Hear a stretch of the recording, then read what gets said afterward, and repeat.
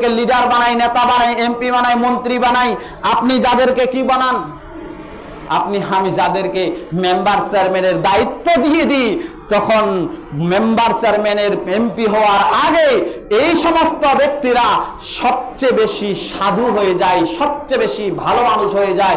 এই সমস্ত ব্যক্তিরা তখন হুজুরদের কাছে এসে বলে, হুজুর একটু দোয়া করে দেন, বিভিন্ন রকমের দোয়া চাই। আর যখন পাশ করলো, পাশ হয়ে গেল, তখন সবচেয়ে বেশি উলঙ্গ নর্তকী নায়িকাদেরকে নিয়ে এসে সমাজের মানুষদেরকে সামনে উলঙ্গ করে নাচে, দেখায় না। যারা মানুষের উপর অত্যাচারকারী, জুলুমকারী, নির্যাতনকারী, এদের পক্ষে থাকবো না সৎ ব্যক্তিদের সাথে থাকবো? সৎ ব্যক্তিদের সাথে থাকার কি আমার আদেশ, না আল্লাহ এবং আল্লাহ রসুলের আদেশ? আল্লাহ এবং আল্লাহ রসুলের আদেশ হলে আয়াত কোথায় আছে? জানা আছে? জানা নেই। আয়াতটুকু কোট করে নেন। আল্লাহ সুবহানাহু ওয়া তাআলা স্পষ্ট ভাবে আপনাকে আমাকে জানিয়ে দিয়েছেন সূরাতুল তাওবার 119 নম্বর আয়াতে। আল্লাহ সুবহানাহু ওয়া তাআলা বলছেন, ইয়া আইয়ুহাল্লাযিনা আমানুত্তাকুল্লাহ, হে বিশ্বাসীরা, হে ঈমানদারেরা, তোমরা আল্লাহ সুবহানাহু ওয়া তাআলাকে ভয় করো, ওয়া কুনু মা'আস সাদিকিন, আর তোমরা সদা সর্বদা যারা সত্যবাদীদের সাথে তোমরা সঙ্গী হয়ে যাও, সাথী হয়ে যাও। কিন্তু আপনি আমি এখানে শুনলাম মসজিদ থেকে বের হয়ে যাওয়ার পরে আপনি বামপন্থীদের সাথে চলবেন, সুদখোরদের সাথে চলবেন, জেনাখোরকারীদের সাথে চলবেন, আত্মসাৎকারী ব্যক্তির সাথে চলবেন। আপনি কোনো সৎ ব্যক্তি খুঁজে পাবেন না। শুধুমাত্র রঙিন চশমা লাগিয়ে দেখেন সবাই অপরাধী, সবাই অপরাধী। আপনি মনে করেন সবাই অপরাধী, যার কারণে আপনি আমি আর সৎ ব্যক্তি খুঁজে পাই না।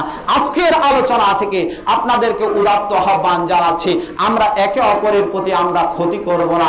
যদি উপকার করতে না পারি, আমি পরামর্শ দিয়ে হোক, আমি আপনার সহযোগিতা করে হোক, কাউকে আমরা কি করব না, ক্ষতি করার চেষ্টা করব না। যেখানে অন্যায় সেখানে প্রতিবাদ। এই অন্যায়কারীদের যদি আপনি প্রতিবাদকারী না হতে পারি, ঘৃণা প্রদানকারী হিসাবে যদি থেকে যায়, শুধুমাত্র ঘৃণা প্রদানকারী হয়ে থাকলেই কিয়ামত পর্যন্ত সমাজ এবং রাষ্ট্র পরিবর্তন হবে না। এজন্য আল্লাহ সুবহানাহু ওয়া তাআলা স্পষ্টভাবে আপনাকে আমাকে জানিয়ে দিয়েছেন, তোমরা আল আমরু বিল মারুফ ওয়া নাহি আনিল মুনকার, তোমরা কি হয়ে যাও, সৎ কাজের আদেশ পালনকারী হয়ে যাও, অসৎ কাজের নিষেধ পালনকারী হয়ে যাও। আজকে সৎ কাজের আদেশ পালনকারী সংখ্যা প্রতি জায়গায় পাবেন, অন্যায়কারী নিষেধকারীর সংখ্যা খুঁজে পাওয়া যায় না।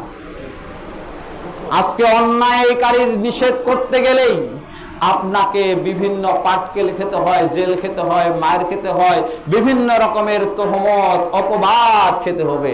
বিশ্বনবী সাল্লাল্লাহু আলাইহি ওয়াসাল্লামের মতো আসমানের নিচে জমিনের উপরে আর একজন সৎ ব্যক্তি আর এরকম একজন নেতা পৃথিবীতে আসবে না।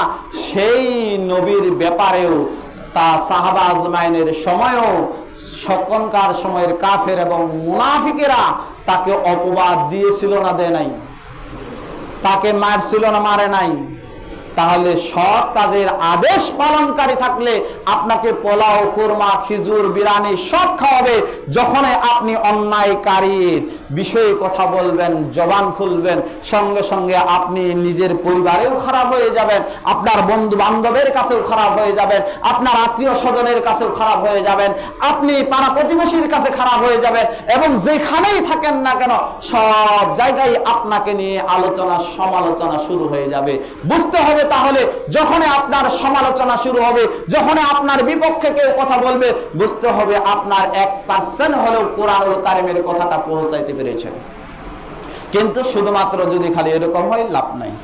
এই যে আমাদের যে যাদেরকে লিডার বানাই, নেতা বানাই, এমপি বানাই, মন্ত্রী বানাই, আপনি যাদেরকে কি বানান? আপনি আমি যাদেরকে মেম্বার চেয়ারম্যানের দায়িত্ব দিয়ে দিই, তখন মেম্বার চেয়ারম্যানের এমপি হওয়ার আগে এই সমস্ত ব্যক্তিরা সবচেয়ে বেশি সাধু হয়ে যায়, সবচেয়ে বেশি ভালো মানুষ হয়ে যায়। এই সমস্ত ব্যক্তিরা তখন হুজুরদের কাছে এসে বলে, হুজুর একটু দোয়া করে দেন, বিভিন্ন রকমের দোয়া চাই।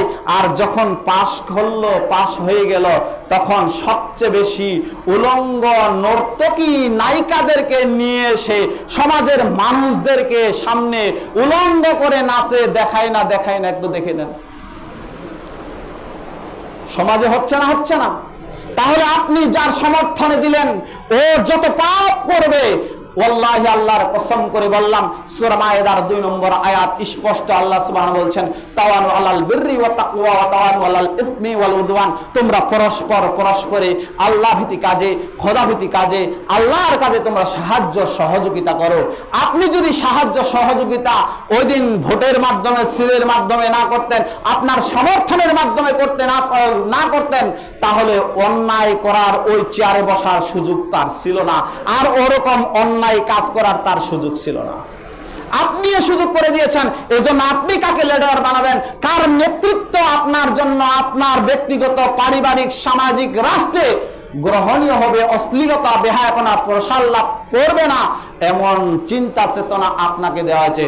ফাআলহামাহা ফুজুরাহা ওয়া তাকওয়াহা, আল্লাহ বলছেন তোমাদেরকে আমি ভালো জ্ঞান দিয়েছি, মন্দ জ্ঞান দিয়েছি, তোমাদের বিবেচনার বিবেক শক্তি দিয়েছি, তোমরা একটু বিবেচনা খাটিয়ে কাজটা করো।